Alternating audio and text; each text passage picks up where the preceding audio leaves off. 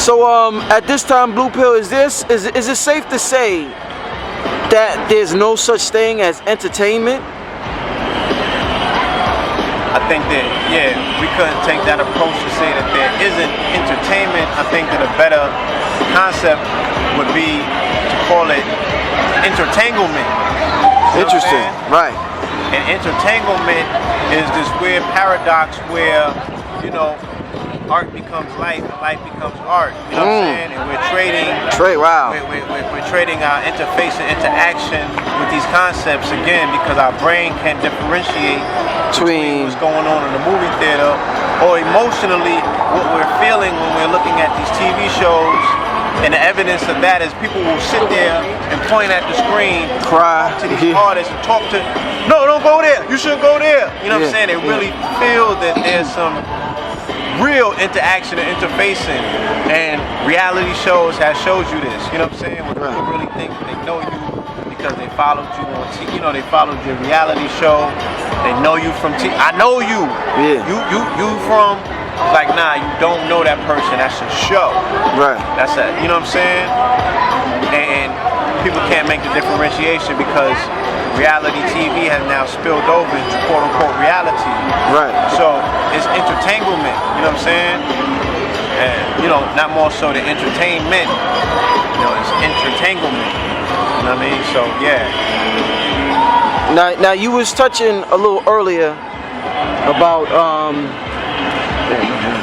desiring and the importance of having I guess a passion or desire, you know, with us trying to achieve whatever it is we want to achieve. Could you expound a little bit on that? Because I know you deal heavily with the metaphysics. This construct is built on desire. I desire, Scorpio. You know what I'm saying? Before I even understood quite what this was, we used to always joke around and be like, yo, this is a Scorpion world, point blank period. And I was just seeing that through my studies with Law 44 and the number 8 and all the stuff, but I understand it now. It's because of desire. You know, this paradigm is run on desire. Money's a tool to get the things that you desire. We live in a consumer society because of desire. You know what I'm saying? It's what people desire that drives this thing. You know what I'm saying? They're driving this program forward because of the things that they desire. You feel me?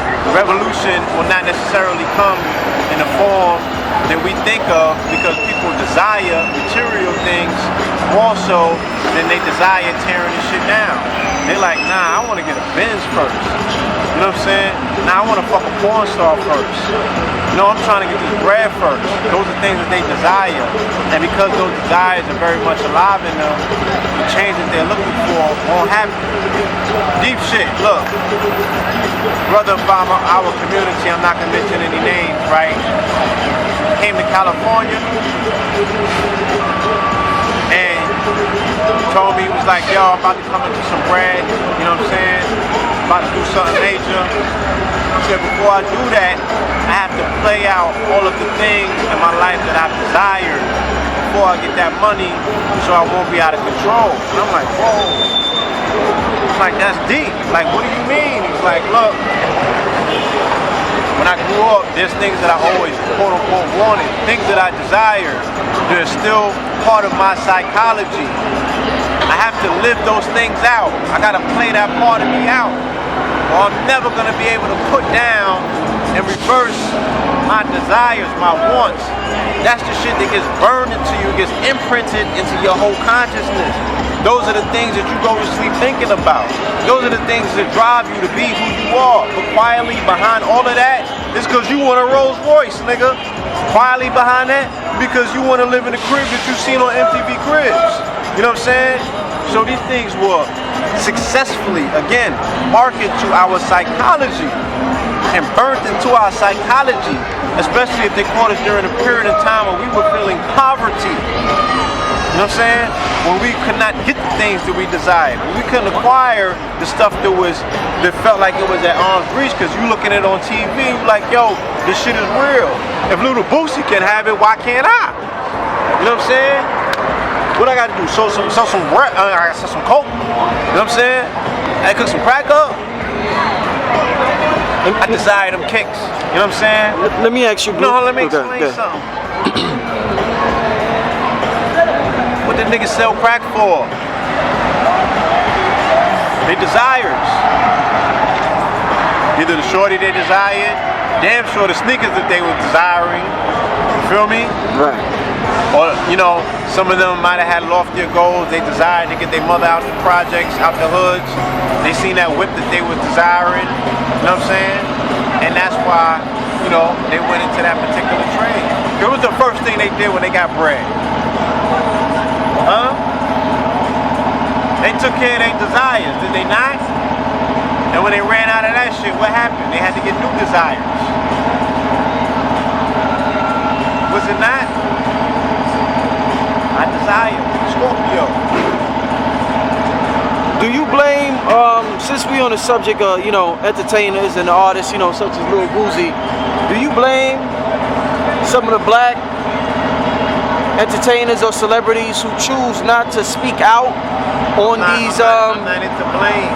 on these social issues such as Mike Brown, because their income is predicated on their public image, and if they mess that up, they can't take care of their family. They whole empire, they feel as though their empire will go down the drain.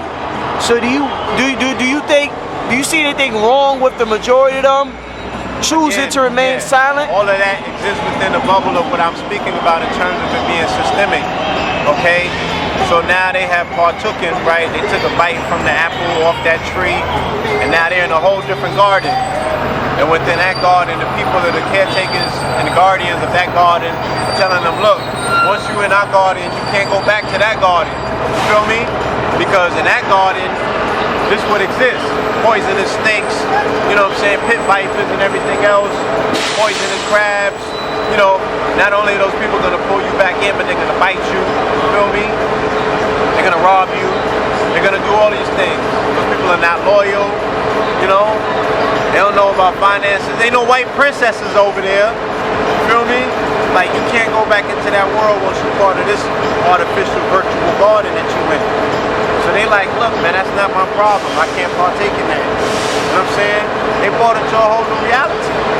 Whether that reality is real or not, you know what I'm saying?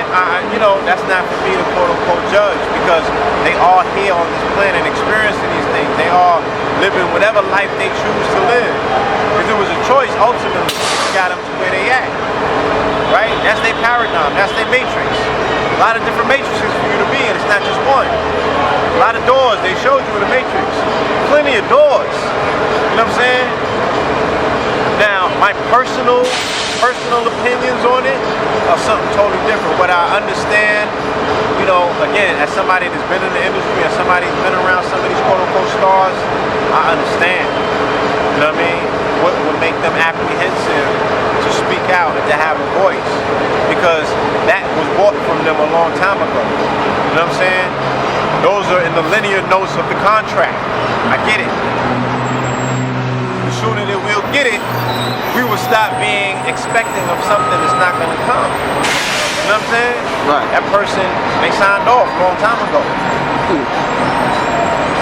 The fact that we still support them or we trade their reality for ours, you know, that's on us. That ain't on them. That's part of their hustle. That's part of their hook. That's what makes them successful. You know, and as we can see, for those that care enough to say, look, man, you know, people that I support, I would want to support me. You know, your lack of support from those people is on you, not necessarily on the people who don't support you, because those people have no obligation, quote unquote, to support you. It wasn't part of the deal. You know, you ain't get their word. It's not written in ink. It's not written in stone. You feel me? It didn't come with a ticket to the movies. It didn't come with a ticket to the ball game. You understand? You should stop supporting those people if that's how you feel. And you know what's gonna happen? You know what's gonna happen? What? Niggas gonna still support those people. Well, let me ask you, why is it that society is so celebrity obsessed nowadays? Especially you can see it all over social media. They're posting about celebrities from 24 hours a day. What is it about? Is there something missing from their personal life? Or is it just that they're living vicariously through these people? It's a way to vicariously experience something that I said can seem like it's so close but yet so far. You feel me? Is there something wrong with that? Because again, like I said, it's going back to what I was speaking about, the psychosis and the original seed that was planted. There's a reward in celebrity and society. You feel me? Based on the fact that the people that were introduced and fed to us, even from down to our activists, all of them were celebrities. You know what I'm saying? Everything and everyone that we know about outside of our family structure and our direct community is celebrity. You know what I'm saying? And celebrity in this society was fed to us to be something that was very fabulous, and it was to be obtained by any means necessary. If even you gotta sell your soul. You know what I'm saying? Everybody needs their 15 minutes. So, you know, and it comes back to what? What are the rewards of celebrity? You could fuck around and get rich. You understand? And if I could get rich, then I can get all the things that I desire. You understand? Right. So it's desire driven as well. You want to be in that place vicariously, you want to live that out because you want to be in a position to do the things that they doing. You feel me? That's my ideas and my concepts based on, you know, why this society is so celebrity driven. You know, because it's been so successfully marketed to us. We live in an advertisement-based society. Everything has been, you know, being pushed and fed to us, right? Visually, non-visually, you know what I'm saying? You can read about it, you can hear about it, you can see it, you know? And now they have social media where it's like, damn, I can tweet this person, I can follow this person, quote unquote. Yeah. Right? So it's idolatry. Now you're talking a lot about desiring, right? Now I want to reverse that. As far as those that call themselves conscious when they get some type of enlightenment, do you feel as though they hate, quote unquote, hate on these celebrities because they what they desire the celebrities have and they don't have? And they feel as though they may have gotten in a way that's ungodly, so there's a certain extent of jealousy amongst. It's you know, it's a judgmental shit that comes with quote unquote consciousness. You know what I'm saying? I know something, therefore I want to be judgmental. You know what I'm saying? I know something and this is right and this is wrong. You feel me? It's just falling from one prison into another prison. You know what I mean? So now you are the most self-righteous person on the planet, and you are assigned to determine whether how somebody else acquired the shit that they desire is the right way to go about it. When I told you what, you live in a society where it's being programmed in you and it's being marketed to you continuously that you should get the things that you desire by any means necessary. Because we the same children that grew up off of wrestling the motherfucking westerns, right? And when a white man wanted something in the West, what did he do? You ain't got it. Right? You went to them 6-shooters and he let them things off. I want this land, you gotta go. So when a nigga was hustling, what did he do? I want this block, you gotta go. Right? We grew up being fed images about mobsters, right? How did they respond? I want something, you gotta go, right? A level of aggression. So, you know, again, like I said, it's just dealing with judgment. And that judgment is displaced in my particular, you know, my ideology. You feel me? That's a prison. So judge not. You know what I'm saying? The only one that you're responsible is you and your actions. Not even like you can be interested and involved in your children's actions and their choices as well, but are you necessarily responsible for them? Your child has a mind of its own, right? Your child should be led to make decisions based on your child's own decision-making process. So what gives you the right to judge how somebody you don't even motherfucking know? And you ain't have no time putting into raising this person. right? But you're gonna determine how this person goes about acquiring the shit that they desire in life? That's crazy. And people really take a position where, you know, that's some shit that's a leg that they can stand on. Now And then they want to take shots. Now you talking about these westerns, right? And you talking about how they used to go out and just get what they had to get. Now when we see things happen within the black community and we react a certain way, most often say it's our nature to be nonviolent. We're the children of God. It's our nature to be loving. We're filled with love. Do you think that is an escape mechanism for we just soft, or is it? It's not an escape mechanism for the soft. Like again, I think that they're talking about the people before they were exposed to this program that I'm talking about. Right. Right? We often talk about history excluding, you know what I'm saying, our modern history. The last 20, 30, 40, 50 years. The shit that we were exposed to. Like I said, that was successfully latched onto us and changed who we are. Right? Biology of belief. The environment that we grew up in and our DNA was forced to adapt to, which made us new people. You know, a little bit more animalistic. Right. You feel me? To survive in a society that was just a little bit more aggressive. So, what we're talking about who we were and what our capabilities are or were as a non-tainted people, yeah, that's cool, you know what I'm saying? But that's not necessarily who we are. You know, now this, the original God body, Asiatic black man, you understand? This more so is that whole concept of what they're holding on to about, you know, peace-loving God. You feel me? But even our peace-loving God knows that there's a time for war, correct? No, Chesedek, let me God should be able to whoop some motherfucking ass when it comes to war, as well as be the most, you know, conscientious person when it comes to peace. It's blue. It's blue. You read today. You read that. You read. I'm standing here with Blue Pill on the Fulton Street in Medina, Brooklyn. Okay? Let me ask you. I want you to know I have the utmost respect for the brother. He's very knowledgeable. And he's always out passing on the knowledge and wisdom and understanding that he has. I respect him. I gotta give him that. Let me ask you a question, Melchizedek.